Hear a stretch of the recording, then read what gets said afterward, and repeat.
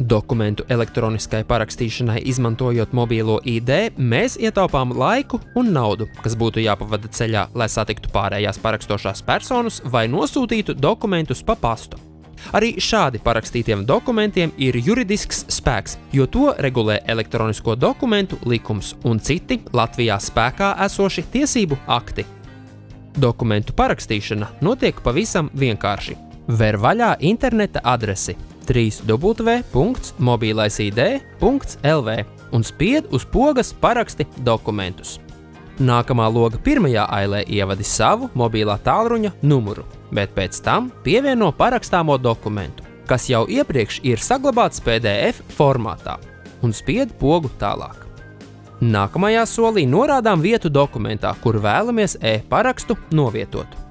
Turpretim pēc tam dokumentam pievienojama laika zīmogu. Tas nepieciešams, lai ir juridisks apstiprinājums laika brīdim, kad dokuments parakstīts.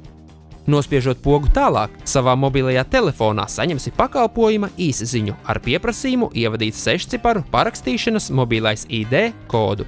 Ievadi to un spied pogu sūtīt. Pēc īsa brīža datora ekrānā parādās paziņojums, ka dokuments ir parakstīts. Tu vari to lejuplādēt, saglabāt un attiecīgi nosūtīt vēlamajam adresātam. Pievienojies mobilais ID lietotājiem.